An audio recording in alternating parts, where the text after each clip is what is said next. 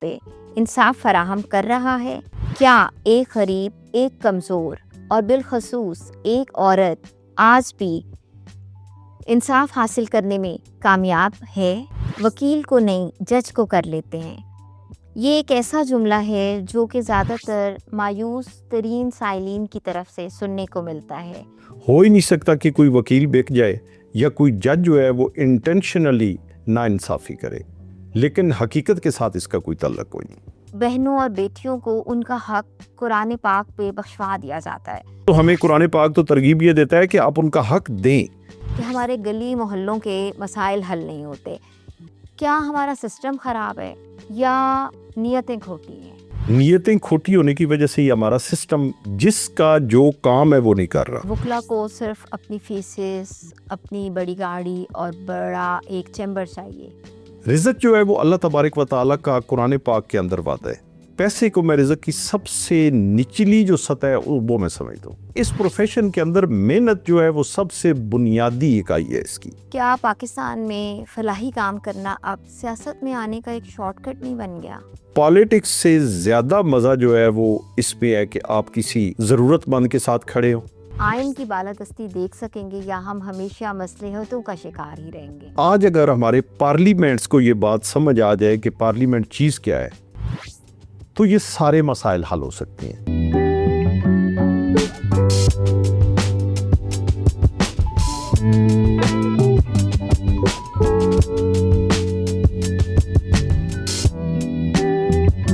بسم اللہ الرحمن الرحیم۔ السلام علیکم ناظرین، میں ہوں الماس بابر ایڈوکیٹ اور آپ دیکھ رہے ہیں پیام سحر کا خصوصی پروگرام ہم قدم۔ قانون کسی بھی معاشرے میں ریڑھ کی ہڈی ہوتا ہے، لیکن سوال یہ ہے کہ کیا ہمارے معاشرے میں واقعی انصاف ہر دروازے تک پہنچ رہا ہے یا ابھی بھی بہت سے لوگ انصاف کے انتظار میں ہیں؟ کیا ہمارا قانون واقعی ہر شہری کو یکساں طور پہ انصاف فراہم کر رہا ہے؟ کیا ایک غریب، ایک کمزور اور بالخصوص ایک عورت آج بھی انصاف حاصل کرنے میں کامیاب ہے اور اس کے لیے انصاف کے دروازے کھلے ہیں، یا پھر آج بھی انصاف ایک طاقتور اور وسائل کا محتاج ہے؟ انہی اہم سوالات کے جوابات تلاش کرنے کے لیے آج پیام سحر کے اس خصوصی پروگرام ہم قدم میں ایک ایسی شخصیت کو ہم نے گفتگو کے لیے انوائٹ کیا ہے جنہوں نے نہ صرف قانون کے میدان میں اہم خدمات سر انجام دی ہیں بلکہ عوامی خدمات کو بھی اپنا اہم مشن بنایا ہے۔ وہ نہ صرف ڈسٹرکٹ بار ایسوسی ایشن چکوال کے سابق صدر رہ چکے ہیں، ہائی کورٹ اور فیڈرل شریعت کورٹ کے سینئر وکیل ہیں اور آل پاکستان ہیومن ویلفیئر آرگنائزیشن کے چیئرمین ہیں۔ چودھری امجد علی حسن صاحب، آپ کا پروگرام میں خوش آمدید سر۔ بہت شکریہ مائیک۔ سر، آپ نے اپنے قیمتی وقت سے آج پروگرام میں آنے کے لیے وقت نکالا ہے، ہم آپ کے بہت شکر گزار ہیں۔ Thank you very much. Sir, آج کل معاشرے میں کچھ لوگ یہ تاثر دیتے نظر آتے ہیں کہ وکیل کو نہیں، جج کو کر لیتے ہیں، یہ ایک ایسا جملہ ہے جو کہ زیادہ تر مایوس ترین سائلین کی طرف سے سننے کو ملتا ہے۔ آپ بار کے سابق صدر بھی رہ چکے ہیں، آپ ہمارے پلیٹ فارم سے ناظرین کو حقیقت بتائیں کہ ہماری عدالتوں میں انصاف کے حوالے سے کیا معیار ہے، تاکہ دیکھنے والوں کی غلط فہمی دور ہو سکے اور دیکھنے والوں کو پتہ چل سکے کہ عدالتوں میں وکلا حضرات کس طرح سے آنے والوں کے لیے محنت کرتے ہیں اور ان کا یہ کانسیپٹ دور ہو سکے۔ بہت شکریہ۔ سب سے پہلے تو میں پیام سحر کی اس چینل کا انتہائی مشکور ہوں کہ آپ نے مجھے یہاں پہ مدعو کیا اور اپنے خیالات کے اظہار کا موقع فراہم کیا، اور کویسچن آپ کا جو ہے وہ واقعی ایک بڑا اہم کویسچن ہے، اور بینگ وکیل بھی ہمیں ہر روز وہاں پہ یہ باتیں سننے کو ملتی ہیں۔ لوگ کہتے ہیں کہ فلاں جج کے ساتھ ہمارا بڑا تعلق ہے یا ہم یہ فیصلہ کروا لیں گے، لیکن حقیقت میں ایسی کوئی بات نہیں ہے۔ میں نے بڑا قریب ہو کے دیکھا، 2012 میں as a general secretary district bar ایسوسی ایشن چکوال میں نے پرفارم کیا، 2017 میں بینگ پریزیڈنٹ میں نے پرفارم کیا، میرے والد صاحب نے 75-76 سے کیونکہ لا کا پروفیشن جوائن کیا اور سپریم کورٹ کے ایڈوکیٹ ہیں، پریزیڈنٹ رہے ڈسٹرکٹ بار کے، ممبر پنجاب بار کونسل رہے، پریزیڈنٹ ہائی کورٹ بار ایسوسی ایشن رہے، ممبر ایگزیکٹو سپریم کورٹ رہے، ڈپٹی اٹارنی جنرل رہے، اور بڑا کلوز ہو کے میں نے دیکھا کہ وکیل اور جج کا جو ایک معیار اور ایک مقام ہے، ہو ہی نہیں سکتا کہ کوئی وکیل بک جائے یا کوئی جج جو ہے وہ انٹینشنلی نا انصافی کرے۔ تو اس لیے یہ ساری باتیں ہوتی ہیں، یہ لوگ مختلف ریومرز جو ہیں وہ پھیلاتے رہتے ہیں، لیکن حقیقت کے ساتھ اس کا کوئی تعلق کوئی نہیں۔ بالکل، اور ایسا بھی ہوتا ہے سر کہ اکثر جیسے کوئی کیس دائر ہو جاتا ہے تو لوگ اس اسٹرگل میں لگ جاتے ہیں کہ جج کہاں سے بلانگ کرتے ہیں، ججز کا کوئی نمبر مل جائے۔ یہ سب ریومرز جو ہیں ہماری سوسائٹی میں بہت پھیلے ہوئے ہوتے ہیں۔ ایگزیکٹلی، بالکل آپ کی بات ٹھیک ہے، کیونکہ بیسیکلی ہم لوگ اتنے ذہنی طور پہ کرپٹ ہو چکے ہیں کہ ہمیں ضرورت ہے ایک قوم بننے کی، تو خواہ مخواہ کہ ہم اس قسم کے دوسرے لوگوں کو، اپنے اپوننٹ کو ٹیز کرنے کے لیے، پریشان کرنے کے لیے اس قسم کے واویلے ہم کرتے رہتے ہیں۔ لوگ ہمارے وہاں پہ آ کے ہمیں بھی کئی کہتے ہیں جی کہ آپ ہمیں جج کے گاؤں کا بتا دیں، جج کے نام کا بتا دیں، لیکن حقیقی معنوں میں 22-23 سال کی پریکٹس میں میں نے جو دیکھا وہ اس چیز کا حقیقت کے ساتھ دور دور تک کوئی تعلق نہیں ہے۔ سر یقیناً آپ کی اس بات سے بہت سے لوگوں کا کانسیپٹ کلیئر ہوگا۔ گفتگو کو آگے بڑھاتے ہوئے ہم ایک ایسے مسئلے کی طرف آتے ہیں جو آج کے معاشرے میں بہت اہم اور حساس بھی ہے۔ آج کل دیکھا گیا ہے، یہ چکوال میں بھی مسئلہ ہے اور بہت سے قبائلی علاقوں میں اور پورے پاکستان میں بہت سے ایسے علاقوں میں، گاؤں دیہاتوں میں یہ مسئلہ دیکھا گیا ہے کہ سر بہنوں اور بیٹیوں کو ان کا حق قرآن پاک پہ بخشوا دیا جاتا ہے۔ تو سر قانونی طور پہ بہت سے خواتین، بہنیں، بیٹیاں اس چیز پہ بات کرتی ہیں کہ ہم اپنا حق قرآن پاک پہ جو ہے بخش چکی ہیں۔ سر آپ اس پلیٹ فارم کے ذریعے کیا پیغام دینا چاہیں گے کہ ایسے جب کسی کا حق بخشوا دیا جاتا ہے تو قانون ایسی بہنوں بیٹیوں کو کیا ریمیڈی پرووائڈ کرتا ہے، اور جب کسی کو کہہ دیا جاتا ہے کہ اس کا حق ویو ہو گیا ہے، قرآن پاک پہ بخشوا دیا گیا ہے، تو کیا قانون میں کوئی گنجائش، کوئی لا ان کو پرمٹ کر رہا ہے کہ ان کو ان کا حق دلوایا جائے گا؟ جی، آپ کا بہت اہم کویسچن ہے، اور آج کل ہماری سوسائٹی کے اندر بڑی ایک کامن پریکٹس ہو چکی ہے، میل ڈومینیٹنگ سوسائٹی یہ بن چکی ہے، اور یہاں پہ خواتین کے جو رائٹس ہیں وہ انفرنج کرنے کی ہر ممکن کوشش کی جاتی ہے، بلکہ ایون یہاں تک ہوتا ہے کہ بہنوں بچیوں کی شادیاں اس لیے نہیں کی جاتی کہ ان کی پراپرٹی کسی دوسری فیملی میں نہ چلی جائے، اور میلز کی یہ کوشش ہوتی ہے کہ جو فیمیل کوئی انہیرٹ کر رہی ہیں کوئی بھی پراپرٹی، تو وہ کسی بھی طریقے سے اپنے نام لگوا لی جائے، بلکہ ایون یہ کیا جاتا ہے کہ جس بندے کی پراپرٹی ہوتی ہے اس کی لائف میں ہی اس کو اس سائڈ پہ لے کے جایا جاتا ہے کہ تاکہ وہ میلز کے نام پراپرٹی کر دے اور فیمیل کو اس سے ڈپرائیو کیا جائے۔ لیکن ہماری کورٹس نے بہت زیادہ ڈسہرٹ کیا اس چیز کو۔ ہائر اور سپیریئر جو ہماری کورٹ، ہائی کورٹ اور سپریم کورٹ نے بے شمار اب ایسی ججمنٹس دے دی ہیں کہ جہاں پہ بھی کسی خاتون کے رائٹس کو انفرنج کیا جائے گا، اس کی پراپرٹی اس طریقے سے اگر کوئی میل لے لے گا تو وہ خاتون اگر کورٹ کا اگر دروازہ ناک کرے گی تو یقیناً اس کا وہ رائٹ اس کو واپس مل جائے گا، اور بے شمار ایسے فیصلے ہو بھی رہے ہیں ہر روز۔ اس لیے میں ان بہنوں بیٹیوں کو کہ جو اس کی وجہ سے ڈسٹرب ہوئی ہیں، جن کے رائٹس ڈسٹرب ہوئے ہیں، تو زبانی طور پہ اگر کسی نے کہہ بھی دیا کہ یہ قرآن پاک پہ ہاتھ رکھ کے ایسا ہو گیا، یہ قرآن پاک ہمیں بالکل یہ ترغیب نہیں دیتا، یہ تعلیم نہیں دیتا کہ آپ بہنوں اور بیٹیوں کا حق جو ہے وہ کھا جائیں، بلکہ وہ تو ہمیں قرآن پاک تو ترغیب یہ دیتا ہے کہ آپ ان کا حق دیں، جو ان کا رائٹ بنتا ہے، جو محمدن لا میں اس کا رائٹ دے دیا گیا وہ ان کو ضرور ملنا چاہیے، اور عدالتیں اس کو مکمل طور پہ سپورٹ کر رہی ہیں۔ ایگزیکٹلی سر، اور قرآن پاک دو جہان کا بادشاہ ہے، اور 1400 سال پہلے ہمارے سامنے خواتین کو جو ہے ان کا حق دے دیا تھا، تو قرآن پاک پہ حق بخشوانا جو ہے یہ تو کہیں کسی طریقے سے بھی جسٹیفائڈ ہو ہی نہیں سکتا۔ سر آپ فیڈرل شریعت کورٹ میں بھی پریکٹس کرتے ہیں، سینئر لائر ہیں وہاں کے۔ عام تاثر جو فیڈرل شریعت کورٹس کے متعلق ایک پھیلا ہوا ہے ہماری سوسائٹی میں، وہ یہ ہے کہ فیڈرل شریعت کورٹس کا نارملی کام ہوتا ہے کہ وہ سزائیں امپوز کرتی ہے۔ تو سر آپ کے ذریعے ہم اپنے پلیٹ فارم کے ذریعے یہ لوگوں کو بتانا چاہتے ہیں کہ فیڈرل شریعت کورٹ صرف سزائیں امپوز نہیں کرتی بلکہ وہ لوگوں کی زندگیوں میں قانونی تحفظ بھی فراہم کرتی ہے. تو اس سلسلے میں سر آپ کیا میسج کنوے کرنا چاہیں گے؟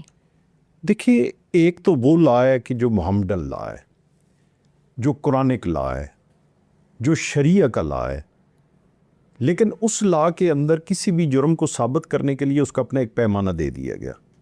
وہاں پہ 2 سچے عاقل بالغ گواہ ہونے ضروری ہیں، اور اگر اس معیار کے اوپر اگر آپ شہادت وہاں پہ پیش کر کے اگر کوئی ثابت کریں گے تو یقیناً وہ جرم اگر ثابت ہو جائے گا تو سزا ہوگی. اور اسلام کی جو سزائیں ہیں وہ سزائیں بھی اس قسم کی ہیں کہ اس میں ایک میسج معاشرے میں کنوے کرنے کا مقصد ہوتا ہے کہ تاکہ آئندہ لوگ اس قسم کے جرائم نہ کریں. لیکن ضروری نہیں ہے کہ وہاں پہ اگر کوئی ایک بے گناہ بندہ اگر کسی کیس میں پھنس گیا تو اس کو بھی سزا دے دی جائے. وہاں سے لوگ بری بھی ہوتے ہیں. سزا ان لوگوں کو ہوتی ہے جن کے خلاف اس معیار کے اوپر جا کے جرم ثابت ہو جاتا ہے. لیکن جو تعزیر ہے، جس طریقے سے ہمارا تعزیرات پاکستان ہے، تو اس کے تحت آرڈنری کورٹس میں کیس چلتے ہیں، اور آرڈنری کورٹ میں وہاں پہ 2 گواہان کی ضرورت نہیں ہوتی بلکہ وہاں پہ ایک گواہ بھی اگر اس معیار کے اوپر اگر ثابت ہو جائے تو تعزیر کے تحت اس کو سزا دے دی جاتی ہے. اور ایسا بھی کئی مرتبہ ہوتا ہے کہ 4 5 گواہ ہوتے ہیں لیکن اس کے باوجود جرم ثابت نہیں ہوتا اور عدالت اس نتیجے پہ پہنچتی ہے کہ بندے کو بری ہونا چاہیے. اس لیے کورٹس کا تو کام ہے ایویڈنس کلیکٹ کرنا، اس کو اس معیار کے اوپر دیکھنا اور پھر اس کے مطابق ڈیسیژن کرنا. تو یہ جو تاثر ہے کہ وہاں پہ سزائیں دی جاتی ہیں، یہ تاثر غلط ہے. بلکہ وہاں پہ میں کہوں گا کہ انصاف فراہم کیا جاتا ہے، اور قرآن و احادیث کے مطابق جو گائیڈ لائنز دی ہیں اس کے مطابق کیسز جو ہیں وہ چلا کے اور اس معیار کے اوپر لا کے اس کو انصاف فراہم لوگوں کو کیا جاتا ہے. سر مطلب آپ یہ میسج، آپ کا میسج جو آپ کنوے کر رہے ہیں اس کے مطابق جو لوگوں میں یہ کانسیپٹ ہے کہ صرف سزائیں ملتی ہیں، تو سزائیں تو صرف ان کو ملتی ہیں جن کا جرم ثابت ہو جاتا ہے، اور ظاہر ہے ان کو سزا ملنی بھی چاہیے. بالکل ایسی بات. سر آپ ماشاءاللہ سے ناظم بھی رہ چکے ہیں، اور سر اس سلسلے میں آپ کی بڑی خدمات ہیں ماشاءاللہ. تو سر آپ سے ایک سوال ہے جو کہ اس وقت ہر بندہ سوال کرنا چاہتا ہے. سر جتنا مرضی بجٹ لگا لیا جائے بڑا، کیا وجہ ہے کہ ہمارے گلی محلوں کے مسائل حل نہیں ہوتے؟ کیا ہمارا سسٹم خراب ہے یا نیتیں کھوٹی ہیں؟ میرا تو خیال ہے کہ ہماری نیتیں کھوٹی ہیں. نیتیں کھوٹی ہونے کی وجہ سے ہی ہمارا سسٹم جس کا جو کام ہے وہ نہیں کر رہا. آپ دیکھیں، ہم گلی محلے کا کام لینا چاہتے ہیں ایک ممبر پارلیمنٹ سے، خواہ وہ پروونشل اسمبلی میں بیٹھا ہو اور خواہ وہ فیڈرل پارلیمنٹ کا ممبر ہو، سینٹ کا ہو یا نیشنل اسمبلی کا ہو. کانسٹیٹیوشن 1973 کا پرووائڈ یہ کرتا ہے کہ ان کی ڈیوٹی ہے قانون سازی کرنا. وہ مقننہ ہے، اس نے قانون بنانا ہے اور اس کو امپلیمنٹ ہونا ہے ملک کے اندر. لیکن ہم نے ان کو اس کام سے ہٹا کے مکمل طور پہ وہ خود بھی اس روش پہ چل پڑے، اور ہم نے بھی اس کو اس پہ لگا دیا کہ کسی ممبر پارلیمنٹ کو ہم یہ نہیں کہتے کہ آپ اس معاملے کے اوپر قانون سازی کریں، بلکہ ہم ان کے پاس اسی لیے جاتے ہیں کہ آپ ہماری گلی پکی کروا دیں، آپ ہماری سڑک بنوا دیں. حالانکہ بیسیکلی یہ کام جو ہے وہ بی ڈی ممبران کا ہے. بی ڈی ممبران جس طرح بیسک ڈیموکریسی ہے، جو لوکل گورنمنٹ آپ جس کو کہتے ہیں، قانون ہمارے ملک کے اندر موجود ہے. لیکن 2019 کے بعد نہ الیکشن کروائے گئے، نہ دوبارہ وہ ناظم یا چیئرمین یا کونسلرز یا وہ لوگ. حالانکہ وہ لوگ اگر ہوں تو پبلک کے لیے بھی سہولت ہے، لوگوں کو ایزی اپروچ ہو جاتی ہے. ہر گاؤں کے اندر ایک کونسلر موجود ہوتا ہے، ایک مخصوص سی آبادی کے بعد وہاں پہ ایک چیئرمین یا وائس چیئرمین موجود ہوتا ہے اور وہ ان کی آواز سنتے بھی ہیں. لیکن وہ سسٹم اس کی نظر ہو گیا پارلیمنٹ کی، پارلیمنٹ اس کے اوپر حاوی ہو گئی، اس سسٹم کو دبا دیا. وہ سسٹم جو ہے وہ انہوں نے مکمل طور پہ بریک کر دیا. حالانکہ جب ہم ناظم تھے، مجھے یاد ہے مشرف صاحب کے دور میں جب اپنی یوسی چکمرا کا ناظم تھا، تو آج کا ایم پی اے جتنے فنڈز اس کو ملتے ہیں ایک اینول بجٹ میں، اس سے زیادہ ہمیں ایک یوسی کے لیے مل جاتے تھے، اور اس سے زیادہ ہم کام کرواتے تھے، اور لوگ خوشحال بھی تھے، لوگوں کے کام بھی ہوتے تھے. ڈور سٹیپ کے اوپر لوگوں کے مسائل اس وقت حل ہوتے تھے. تو میں یہی میسج آج کے اس پروگرام کے حوالے سے بھی کنوے کرنا چاہوں گا کہ بیسک ڈیموکریسی جو ہے اس کو بحال ہونا چاہیے. وہ اگر بحال ہوگی تو لوگوں کے یقیناً یہ مسائل بڑے اچھے طریقے سے حل ہو جائیں گے. اور سر سڑکیں گلی محلے ٹھیک ہونا تو ویسے بھی پبلک کے لیے بہت زیادہ ضروری ہے. ٹائم کی بچت ہے, کہیں آنے جانے میں اگر ٹائم بچ جاتا ہے تو لوگوں کا جو کام 2 گھنٹے 3 گھنٹے میں ہوگا وہ اس کا ٹائم کنزیوم جلدی ہو جائے گا, تو پھر کتنے زیادہ کام ہمارے اسپیڈی ہو سکتے ہیں.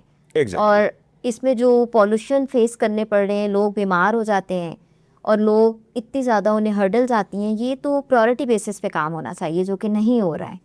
بالکل آپ کی بات ٹھیک ہے, یہ ہونا چاہیے, ضرور ہونا چاہیے, لیکن یہ ہونا چاہیے اس بیسک ڈیموکریسی کے تحت. سر ڈیموکریسی تو ضرور ہونی چاہیے اور اس میں ہم سب سفر کر رہے ہیں. ہاں جی بالکل کر رہے ہیں, یہ ہونا چاہیے. بلکہ ایون میں تو کہتا ہوں ہیلتھ اور ایجوکیشن بھی جس وقت ڈسٹرکٹ وہ جو اسمبلیز انہوں نے بنائی تھیں اور ڈسٹرکٹ ناظم تھے یا ڈسٹرکٹ چیئرمین تھے, اس وقت زیادہ افیکٹو طریقے سے یہ کام کر رہے تھے. ایسا ہی ہیلتھ کا ڈپارٹمنٹ جو ہے وہ زیادہ لوگ خوشحال تھے, لوگوں کو زیادہ ہیلتھ کی اچھی فیسلٹیز مل رہی تھیں. ایجوکیشن سیکٹر میں بہت زیادہ اس وقت بہتری آئی تھی, جو کہ اب میں نہیں دیکھ رہا. اب میں یہ دیکھ رہا ہوں کہ ہم اس سے پیچھے جا رہے ہیں. سر مطلب آپ کو یہ لگتا ہے کہ عوام کی آواز پراپر طور پہ نہیں پہنچ رہی, یا عوام کے مسائل پراپر طور پہ حل کرنے کے لیے, یا عوام کے مسائل کو ہم ایسے کہہ سکتے ہیں کہ عوام کے مسائل کو صحیح طور پہ ریکگنائز نہیں کیا جا رہا یا حل نہیں کیا جا رہا؟ جی اس کی حل کرنے کی وجہ یہی ہے نا کہ میں نے آپ کو گزارش کی کہ پہلے یہ تھا کہ ہر گاؤں لیول پہ ایک نمائندہ مل جاتا تھا.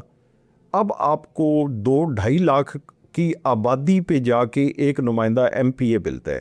3-4 لاکھ کی آبادی پہ جا کے آپ کو ملتا ہے ایک آپ کا نیشنل اسمبلی کا ممبر. تو کتنے لوگوں کو وہ ٹائم دے سکتا ہے, کتنے لوگوں کو وہ مل سکتا ہے, کتنے لوگوں کے وہ مسائل سن سکتا ہے, یہ حل کر سکتا ہے. اور اگر وہ ڈیوائیڈ ہو جائیں گے تو وہ کام سپیڈی ہو جائے گا اور وہ ویلفیئر آف دا سوسائٹی کے لیے زیادہ سپیڈی کام ہو سکتا ہے. بالکل ایسی بات, بالکل ایسی بات.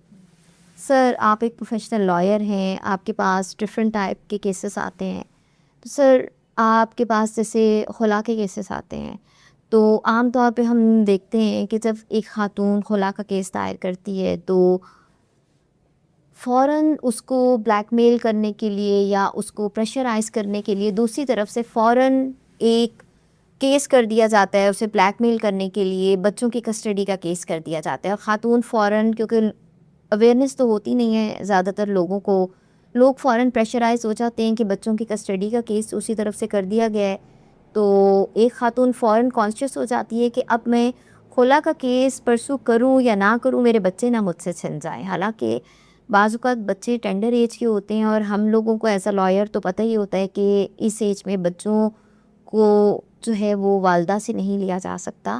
لیکن پھر بھی وہ اتنی کانشیس ہو جاتی ہے, وہ اتنی ڈر جاتی ہے کہ وہ پریشان ہو جاتی ہے اور بلیک میلنگ کا مرد کی طرف سے ایک سلسلہ جاری رہتا ہے. ایسے کیسز جب آپ کے پاس آتے ہیں تو آپ اس میں کیا اپنا ایک جو رول ہے وہ پرفارم کرتے ہیں, اور کورٹس کا کیا کورٹ کی جو پرفارمنس ہوتی ہے وہ خواتین کے حق میں کیا ہوتی ہے کہ وہ اس کو ایک جو اس کا رائٹ دلایا جاتا ہے اس حوالے سے آپ ہمارے ناظرین کو بتائیں. کیا وہ بلیک میل ہوتی رہتی ہے یا اس کو کورٹ جو ہے وہ ایک ریمیڈی اور ایک اس کو پروٹیکشن کا یقین دلاتی ہے؟ کیا ہوتا ہے یہ ذرا ناظرین کو بتائیں. اب دیکھیں یہ ایک بہت بڑا ہماری سوسائٹی کے اندر ایک مسئلہ ہے, اور جس سے ہر دوسری تیسری خاتون اس مسئلے کو فیس کر رہی ہے, اور وہ بیچاری ڈپریشن کا شکار ہو رہی ہے. کچھ تو وہ معاملات اور مسائل ہوتے ہیں جو اس بیچاری کو اس فیملی لائف کے اندر فیس کرنے پڑتے ہیں. پھر کچھ ایسے مسائل ہوتے ہیں کہ جو کورٹس کے اندر آ کے اگر کوئی پراپر کونسل اگر اس نے انگیج کر لیا اور اگر کسی اچھے جج صاحب کے پاس اس کا کیس لگ گیا تو یقیناً کونسل کی جو ذمہ داری ہے, میں سمجھتا ہوں کہ فار ایگزامپل آپ نے مجھے کہا تو میرے پاس اگر کوئی بھی اگر ایسی کلائنٹ آتی ہے تو ایک بہن اور بیٹی کی طرح میں ان کو سب سے پہلے میں ان کی کونسلنگ کرتا ہوں, سب سے پہلے ان کا پورا مسئلہ میں سمجھتا ہوں, پھر میں اپنے ذہن کے مطابق ان کو مشورہ دیتا ہوں کہ آپ کو یہ کام کرنا چاہیے اور آپ کو یہ کام نہیں کرنا چاہیے, اور ساتھ ہی میں ان کی ڈھارس بھی بندھاتا ہوں. میں ان کو یہ سمجھاتا ہوں کہ اب آپ اس کام میں آگے تو آپ نے ڈرنا نہیں ہے, یہ بھی ہوگا یہ بھی ہوگا یہ بھی ہوگا, لیکن اس کا اس طریقے سے توڑ ہو جائے گا. تو جب اس کے مائنڈ کے اندر یہ ساری باتیں آ جاتی ہیں تو وہ مینٹلی سیٹسفائی ہو جاتی ہے اور وہ خود کو پھر وہ اکیلا فیل نہیں کرتی. لیکن ہمارے پاس ہوتا کیا ہے کہ اکثر جب کوئی ایسی کلائنٹس آ جاتی ہیں تو ایک تو خواہ مخواہ کی اپلیکیشنز ان کی طرف سے دے دی جاتی ہیں, پھر بلا وجہ مختلف اپلیکیشنز ان کے خلاف آ جاتی ہیں. اس سے وہ بیچاری اتنی فیڈ اپ ہو جاتی ہے کہ وہ جو ایک مسئلہ لے کے آئی تھی اس سے زیادہ مسائل اس بیچاری کے لیے وہ اس کو فیس کرنے پڑ جاتے ہیں. تو اس لیے میں خود بھی اسی پہ عمل پیرا ہوں, اپنے باقی کولیگ سے بھی میری یہی ریکویسٹ ہے, اور اسپیشلی ان سے کہ جو ہمارے نیو کمرز ہیں ہمارے پروفیشن کے اندر, کہ فیملی کیسز کے اندر سب سے پہلے آپ کا ماٹو یہ ہونا چاہیے, رزق اللہ تعالیٰ کی ذات نے دینا ہے, کہ آپ نے ان کا کمپرومائز کروانا ہے, آپ نے ان کی وہ لائف جس سے وہ ڈسٹرب ہیں وہ ڈسٹربنس ختم کر کے آپ نے اس کو بحال کروانا ہے. اور اگر کسی وجہ سے وہ نہ ہو سکے تو پھر اپنی اس کلائنٹ کے اس طریقے سے آپ نے اس کا کیس آگے چلانا ہے کہ تاکہ اس کو کسی جگہ پہ لونلینس فیل نہ ہو, اس کو یہ فیل نہ ہو کہ یہاں پہ میں خاتون ہوں, دوسری سائڈ پہ مرد ہے, یا اس نے میرے خلاف یہ کیس کر دی ہے تو مجھے یہ پرابلم فیس کرنے پڑیں گے. اگر آپ اس سائڈ پہ اس کو لے کے جائیں گے تو یقیناً مسائل ان کے لیے بہت کم ہوں گے.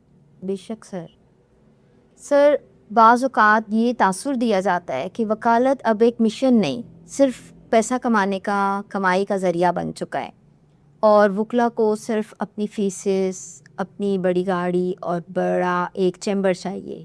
لوگ اس طرح کی بات کرتے ہیں, حالانکہ سر میں خود جیسے ایز اے لائر اس پروفیشن میں ہوں, اپنے پروفیشن کی ڈگنیٹی, آنر کو بہت اچھی طرح سے سمجھتی ہوں. اور سر آج کل کے جو نوجوان وکلا ہیں ان کے جو مسائل ہیں, پریکٹیکل جو مشکلات ہیں وہ بھی میں سمجھتی ہوں. تو سر اس ہمارے پلیٹ فارم کے ذریعے آپ نوجوان وکلا کی پریشانیوں کے بارے میں کہ وہ کیسے ہینڈل کریں اور ہم اپنے پیشے کے وقار کو کیسے برقرار رکھیں, کیا میسج دینا چاہیں گے؟ اور جو یہ سوسائٹی میں یہ ایک ریومر پھیلا ہوا ہے کہ لائرز کو جو ہے وہ لائرز نے اس پروفیشن کو صرف کمائی کا ذریعہ بنایا ہوا ہے, اس بارے میں آپ ناظرین کو کیا پیغام دینا چاہیں گے؟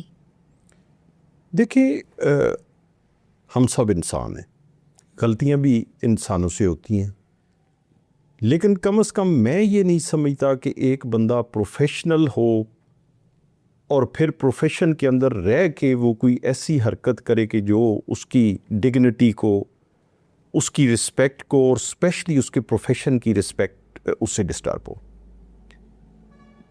رزق جو ہے وہ اللہ تبارک و تعالیٰ کا قرآن پاک کے اندر وعدہ ہے, اور میں رزق, پیسے کو میں رزق کی سب سے نچلی جو سطح ہے وہ میں سمجھتا ہوں. سب سے پہلا رزق کیا ہے؟ آپ کی اچھی صحت ہونا, آپ کے فیملی معاملات اچھے ہونا, آپ کی معاشرے کے اندر آپ کی رسپیکٹ ہونا. یہ وہ عزت کے درجے ہیں کہ جن میں پیسہ جو ہے وہ سب سے نیچے آتا ہے. ہمیشہ ایک پروفیشنل کے طور پہ, ایک وکیل کے طور پہ آپ کی کوشش یہ ہونی چاہیے کہ ایک تو آپ نے اپنے پروفیشن کے ساتھ اونیسٹ رہنا ہے, کبھی بھی ڈس آنیسٹی کا عنصر نہیں آنا چاہیے. پھر اس پروفیشن کے اندر محنت جو ہے وہ سب سے بنیادی اکائی ہے اس کی. جتنی زیادہ آپ محنت کریں گے پروفیشن میں اتنے یقیناً آپ رائز کریں گے. نیو کمرز کے لیے بھی میرا یہی میسج ہے کہ وہ پیسے کو مد نظر نہ رکھیں, بلکہ وہ اس بات کو مد نظر رکھیں کہ انہوں نے اس پروفیشن کے اندر رائز کرنا ہے, انہوں نے لوگوں کو انصاف پہنچانا ہے. اور یقیناً میں نے دیکھا, میں نے اپنے والد صاحب سے سیکھا, میں نے اور بڑے سینئر لوگوں کو دیکھا, اور ایسے ایسے نام میں نے دیکھے کہ گاڑیوں اور کوٹھیوں کا جو آپ نے ذکر کیا شاید ان کے پاس ان چیزوں کی کمی نہیں تھی, لیکن اس کے باوجود بھی انہوں نے بڑی تھوڑی سی فیسوں پہ, اور ایون جہاں پہ نیڈی لوگ ہوتے ہیں ان کو بغیر فیس کے ان کے لیے کھڑے ہوئے, اور ان لوگوں کے خلاف کھڑے ہوئے کہ جن کے خلاف کھڑے ہونا عام سوسائٹی کے اندر ناممکن سمجھا جاتا ہے. تو اس لیے یہ ایک لارڈس کا پروفیشن ہے. ایگزیکٹلی سر, اور lawyers are voice of the society. Exactly. اس سے یہ سر ہر سال ہماری بار میں الیکشنز ہوتے ہیں, اور بار اور جوڈیشری کا جو ایک تعلق ہے وہ اس بارے میں آپ سے ایک سوال ہے کہ وہ کس نوعیت کا ہونا چاہیے؟ کیا بار کو ججز پہ اثر انداز ہونے والا ایک ایٹیٹیوڈ اپنانا چاہیے, یا ایک ایمیکیبل ایٹیٹیوڈ ہونا چاہیے, بار کا مطلب جو ہماری کابینہ ہوتی ہے. اور سر بار ایسوسیشنز اور بار کونسلز کا جو کردار ہے وہ ایڈمنسٹریشن آف جسٹس کے لیے کیا ہے یا کیا ہونا چاہیے، اس بارے میں آپ کیا رائے رکھتے ہیں؟ بار اور بینچ، جی بینچ سے مراد ہمارے ججز، جی سر. خواہ وہ کسی بھی لیول کے ہوں، جی یہ دونوں ایک گاڑی کے دو پہیے ہیں. اگر صرف بار محنت کرتی رہے، کورٹس اپنا کام نہ کرے تو تب بھی یہ سلسلہ نہیں چل سکتا. اگر صرف ججز اپنا کام کر کے فیصلے کرتے رہیں لیکن بار اگر محنت نہ کرے، تعاون نہ کرے، اپنے کلائنٹ کا کیس آگے بہتر طریقے سے لے کے نہ چلے تو انصاف کی فراہمی نہیں ہو سکتی. لیکن دونوں کو ایک حد میں رہنا چاہیے. ہمیشہ میں اس بات کے خلاف رہا کہ وکیل کو جج صاحب کی چیمبر میں نہیں جانا چاہیے، خواہ وہ بار کے پریزیڈنٹ ہیں، خواہ وہ کسی بھی عہدے پہ ہیں. انتہائی اگر مجبوری ہے، اگر کوئی ایگزیکٹو کی میٹنگ ہے تو ضرور چلے جائے، لیکن کسی جج صاحب کے ساتھ صرف اس وجہ سے ذاتی تعلق بنانا، لوگوں کو دکھانے کے لیے کہ میرے جج صاحب کے ساتھ بہت زیادہ تعلق ہے، یا کسی جج صاحب نے اگر کسی بھی حوالے سے جو کام ان کو کرنا چاہیے اگر وہ اس طریقے سے نہیں کر رہے، تو کوئی وکیل صاحب بار کے اگر عہدیدار ہے، اگر ان کو پروٹیکشن دینا شروع کر دیں گے تو اس سے بڑھ کے میں سمجھتا ہوں کہ زیادتی اور ناانصافی کوئی نہیں ہے. کیونکہ ہم وہاں پہ لوگوں کے رائٹ کے کسٹوڈین ہیں. بار کے اندر ہم ایک وکیل کی حیثیت سے اگر بیٹھے ہیں یا ایک وکیل کے طور پہ ایک ایگزیکٹو کے کسی عہدے پہ اگر بیٹھے ہیں تو الٹیمیٹلی ہماری جو رسپانسبلٹی فکس ہوتی ہے وہ ہوتی ہے سوسائٹی کو انصاف فراہم کرنا، سوسائٹی کے رائٹس کو پروٹیکٹ کرنا اور ان سارے معاملات کو مانیٹر کرنا. تو اس لیے وہ جو ایک حد ہے وہ قائم رہنی چاہیے. وہ حد اگر قائم اگر رہے گی، دونوں اپنی اپنی جگہ پہ اگر ٹھیک کام کرتے رہیں گے تو یقیناً انصاف کی فراہمی میں آسانی پیدا ہوگی. سر آپ ہیومن ویلفیئر آرگنائزیشن بھی چلا رہے ہیں. سر کیا پاکستان میں فلاحی کام کرنا اب سیاست میں آنے کا ایک شارٹ کٹ نہیں بن گیا؟ کچھ لوگوں نے بنایا، لیکن پالیٹکس سے زیادہ مزہ جو ہے وہ اس پہ ہے کہ آپ کسی ضرورت مند کے ساتھ کھڑے ہوں، آپ کسی ضرورت مند کا ہیلپنگ ہینڈ بنیں، آپ کسی ایسے شخص کی اس وقت مدد کریں کہ جب اس کو اللہ تبارک و تعالیٰ کی ذات کے علاوہ اور کوئی چیز اس کو نظر نہ آ رہی ہو. تو اس سے بڑی ثواب کی بات بھی کوئی نہیں ہے اور اس سے بڑی میں سمجھتا ہوں انجوائمنٹ بھی کوئی نہیں ہے. اور کم از کم میں نے تو کبھی اس چیز کو نہ اپنے اوپر حاوی ہونے دیا کہ اب میں کسی بلکہ میں تو آپ کو کئی مثالیں میں آپ کو ایسی دے سکتا ہوں، نام تو میں لے نہیں سکتا، کہ اپنی یو سی کے اندر یا ادروائز میں نے جس بندے کے ساتھ بھی جس کا میں نے ہاتھ پکڑا، خواہ وہ کسی کو کورٹ میں میری ضرورت تھی، خواہ ادروائز کسی کو میری ضرورت تھی کسی بھی حوالے سے، تو میں پھر اس بندے کے دروازے پہ ووٹ مانگنے نہیں گیا. اور میں نے خود منہ سے بول کے اس بندے کو یہ کہا کہ یار آپ کی مرضی ہے، آپ نے اس بات کی وجہ سے آپ میرے پابند نہیں ہیں. کیونکہ میرے اندر ایک خوف خدا ہوتا ہے اور مجھے یہ ہوتا ہے کہ اللہ نہ کرے کہ کہیں یہ بندہ یہ سوچے کہ کل اس نے میرے ساتھ کھڑا ہوا تھا یہ بندہ، تو آج اس وجہ سے مجبوراً مجھے اس در ووٹ دینا پڑ رہا ہے. فری چھوڑ دیتے ہیں آپ؟ تو اس کو فری، کیونکہ آپ دیکھیں نا، سب سے پہلے اللہ تبارک و تعالیٰ کی ذات کی خوشنودی ہے، اور وہ تبھی ہو سکتی ہے کہ جب آپ یہ ساری چیزیں اپنے ذاتی مفادات نکال کے آپ کسی کے ساتھ کھڑے. صحیح ہے سر. سر آپ کا تعلق سیاست سے بھی ہے. سر پاکستان کی موجودہ سیاسی صورتحال دیکھتے ہوئے یہ آپ ہمارے ناظرین کو بتائیں کہ کیا ہم کبھی آئین کی بالادستی دیکھ سکیں گے یا ہم ہمیشہ مصلحتوں کا شکار ہی رہیں گے؟ آج اگر ہم لوگ قوم بن جائیں، آج اگر ہم لوگ اپنے ذاتی مفادات کو ایک سائڈ پہ رکھ دیں، ذاتی وابستگیوں کو ایک سائڈ پہ رکھ دیں، اور آج اگر ہمارے پارلیمنٹس کو یہ بات سمجھ آ جائے کہ پارلیمنٹ چیز کیا ہے، تو یہ سارے مسائل حل ہو سکتے ہیں. لیکن پارلیمنٹ کے اندر ان کی اپنی ایک جو دھینگا مشتی وہاں پہ شروع ہے.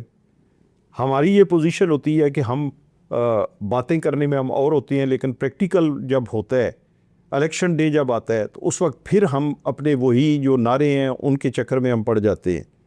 سر اگر کوئی عورت تشدد کا شکار ہو کر آپ کے پاس آتی ہے اور آپ سے کہتی ہے کہ اسے لیگل ایڈ چاہیے، تو سر آپ فوراً اسے قانونی حق پہ لڑنے پہ آمادہ کرتے ہیں یا پہلے آپ کمپرومائز کے لیے کوشش کرتے ہیں؟ موقع کی مناسبت سے حالات کی نزاکت کو دیکھتے ہوئے یہ فیصلہ کرنا ہوتا ہے، کیونکہ بعض اوقات یہ ہوتا ہے کہ ایک عورت آ تو جاتی ہے لیکن وہ پیچھے چھوٹے چھوٹے بچے چھوڑ کے آتی ہے، یا اس کے حالات ایسے ہوتے ہیں کہ اگر اس نے کوئی ایسا قدم اٹھایا تو خدا نخواستہ یہ نہ ہو کہ اس کی میٹریمونیل لائف ڈسٹرب ہو جائے.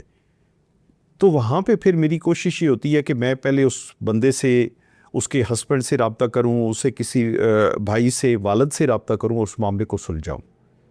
لیکن ایک بات میں اس کو ضرور کہتا ہوں کہ آپ جو بتا رہی ہیں آپ کے ساتھ یہ زیادتی ہوئی ہے، اگر واقعی زیادتی ہوئی ہے تو انشاءاللہ جہاں تک ہو سکا قانونی حوالے سے میری امداد آپ کے ساتھ ہوگی. سر آپ کے علاوہ آپ کی فیملی میں اور کوئی اس پروفیشن سے تعلق رکھتا ہے یا سیاست سے تعلق رکھتا ہے؟ تو اس بارے میں آپ ناظرین کو کچھ بتائیے. جہاں تک بات ہے پروفیشن کی، تو پروفیشن تو میں اپنے والد صاحب سے ہی انسپائر ہو کے میں اس پروفیشن میں آیا. میرے والد صاحب چودھری افراسیاب خان سپریم کورٹ کے ایڈوکیٹ ہیں، پریکٹس کر رہے ہیں ہائی کورٹ اور سپریم کورٹ میں. چکوال میں بہت زیادہ انہوں نے کام کیا، اسپیشلی کرمنل سائڈ پہ بہت زیادہ مرڈر ٹرائل وغیرہ انہوں نے کیے. سول سائڈ پہ انہوں نے بڑا کام کیا. 76 میں انہوں نے پریکٹس شروع کی اور 1988 میں یہاں پہ ڈسٹرکٹ بار ایسوسی ایشن چکوال کے وہ پریزیڈنٹ بنے. اس کے بعد 93-94 میں انہوں نے پنجاب بار کونسل کا الیکشن کانٹیسٹ کیا. 5 سال کے لیے وہ ممبر پنجاب بار کونسل رہے. 98 میں وہ ہائی کورٹ راولپنڈی بینچ کے پریزیڈنٹ بنے. سپریم کورٹ کی ایگزیکٹو کے ممبر رہے. Deputy attorney general of Pakistan رہے. Standing counsel government of Pakistan رہے. تو اس لحاظ سے میرے والد صاحب نے بہت زیادہ، اور اللہ تعالیٰ ان کو صحت زندگی دے، ابھی بھی وہ اس پروفیشن میں ہیں اور عوام کی خدمت کر رہے ہیں. اسی طرح میرے چھوٹے بھائی چودھری عمران حسن علی، انہوں نے لنکنز ان سے بارٹ لا کیا اور سپریم کورٹ کے ایڈوکیٹ ہیں. وہ بھی کانسٹیٹیوشنل سائڈ پہ بھی سول کرمنل ساری وہ پریکٹس کر رہے ہیں. بیٹا میرا فائنل اب اس کا سیمسٹر قائد اعظم یونیورسٹی لا میں ہے. تو اس لحاظ سے بھانجا میرا جو ہے وہ ابھی LLM کر کے UK سے آیا، پریکٹس میں ہے. تو اس لیے ہماری فیملی کے کافی زیادہ اس پروفیشن کے ساتھ ہے. پالیٹکس کا جو ہے، ایک تو یہ باہر کی پالیٹکس ہے، میں نے آپ کو بتایا والد صاحب کے حوالے سے، اپنے حوالے سے کہ میں نے الیکشن کانٹیسٹ کیا اور شکر الحمدللہ ہم نے سارے الیکشن ون کیے، کبھی کوئی لوز نہیں کیا اللہ کی مہربانی سے. یونین کونسل کی جو پالیٹکس ہے وہ شروع سے ہماری فیملی میں ہے. آج تک ہماری یونین کونسل کا کوئی چیئرمین یا ناظم ہماری فیملی، ہماری برادری سے باہر کا نہیں بنا. ہمیشہ سے یہ ہمیں ایک اعزاز حاصل ہے کہ شکر الحمدللہ ہم ریلیٹیوز ہی جو ہیں وہی بنتے آ رہے ہیں. تو اس لحاظ سے ہمارا دونوں سائڈوں پہ جو ہے وہ ہم چل رہے ہیں. یہ تو بہت بڑے اعزاز کی بات ہے کہ ماشاءاللہ آپ کی فیملی سرو کر رہی ہے ایز اے لائر ماشاءاللہ سوسائٹی کو، اور سیاسی طور پہ بھی اگر سیاسی اعتبار سے بھی دیکھا جائے تو آپ لوگ سوسائٹی کو بھی سرو کر رہے ہیں. تو سر یہ تو بڑے آنر کی بات ہے. شکر اللہ. تو سر بہت شکریہ. آپ کی گفتگو یقیناً ہمارے ناظرین کے لیے بہت فروٹفل رہی ہوگی اور بہت زیادہ فکر انگیز گفتگو رہی ہے آپ کی. تو سر پروگرام کے اختتام پر آپ ہمارے پلیٹ فارم پیام سحر سے آپ ایک میسج کیا دینا چاہیں گے کہ آپ اس کاوش کو کیسے دیکھتے ہیں، اور آپ کو کیا لگتا ہے کہ کیا ہم عوام تک ان کے حقوق کا جو پیغام ہم ایک اسٹرگل کر رہے ہیں، کیا ہم ایک پیغام پہنچانے میں کامیاب ہو رہے ہیں یا نہیں؟ آپ کیا میسج کنوے کرنا چاہیں گے؟ پیام سحر پلیٹ فارم جو ہے جی یقیناً ایک بہت افیکٹو پلیٹ فارم ہے، اور جس طریقے سے آپ لوگ ایفٹ کر رہے ہیں، کیونکہ دیکھیں نا آپ ایک دیے سے دیا جلا رہے ہیں. آپ نے میرا آج انٹرویو کیا، کافی ساری بیچ میں ایسی باتیں ہوں گی جو یقیناً ایک لے مین تک، لے مین سے مراد سوسائٹی کے وہ لوگ کہ جن کے اس پروفیشن سے تعلق نہیں ہے یا جو لوگ مسائل میں گھرے ہوئے ہیں، ان تک جب پہنچیں گی تو شاید ان کو کوئی ان کا سلیوشن نظر آئے. تو یہ ان لوگوں کے لیے ایک آپ شمع روشن کر رہے ہیں، اور یقیناً آپ کا جو پلیٹ فارم ہے اسی طریقے سے اگر یہ کرتا رہا، ایسے معاملات، لوگوں کی آواز اگر بنتا رہا، تو میں سمجھتا ہوں کہ یہ جہاد سے کم کوئی نہیں ہے. تو اس لیے میں بہت شکر گزار بھی ہوں کہ آپ نے مجھے آج یہاں پہ مدعو کیا، موقع دیا، اور بڑے اچھے سوالات آپ نے کیے. میں نے بھی کوشش کی ان کے جواب دینے کی جس حد تک ہو سکا. یقیناً آپ آگے بھی آپ یہ سلسلہ جاری رکھیں گے اور مختلف سوسائٹی کے مختلف حلقوں سے جو لوگ ہیں آپ ان کے انٹرویوز کریں گے. تو جیسے جیسے یہ چیزیں لوگوں تک پہنچتی ہیں لوگوں میں ایک اویئرنیس آتی ہے. آپ دیکھیں سوشل میڈیا آنے سے پہلے لوگوں کی کیا پوزیشن تھی اور آج لوگوں کی کیا پوزیشن ہے. تو یقیناً یہ ساری چیزیں جب آپ آن ایئر کریں گے آپ لوگوں کی آواز بنیں گے تو اللہ تبارک و تعالیٰ کی خوشنودی بھی اس میں ہوگی, لوگوں کا فائدہ بھی ہوگا. اللہ تبارک و تعالیٰ اس پلیٹ فارم کو مزید ترقی عطا فرمائے, میری تو یہ دعا ہے. Thank you so much sir, we are honoured.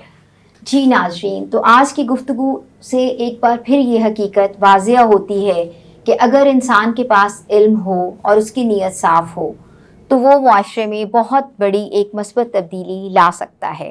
ہم محترم چودھری امجد حسن علی صاحب کے بے حد مشکور ہیں کہ انہوں نے اپنے قیمتی وقت سے کچھ لمحات نکالے اور ہمیں قانون, انصاف اور معاشرتی ذمہ داریوں کے حوالے سے اتنی اہم گفتگو سے نوازا. ان کے جوابات نے بہت سے لوگوں کے کانسیپٹ یقیناً کلیئر کیے ہوں گے اور بہت سے بند ذہنوں کو کھولا ہوگا. میں تھی آپ کی میزبان الماس بابر ایڈوکیٹ, اور یاد رکھیے جہاں شعور زندہ ہو وہاں انصاف کا چراغ کبھی نہیں بجھتا. اپنا اور اپنے حق کا ہمیشہ خیال رکھیے. اجازت دیجیے, اللہ نگہبان.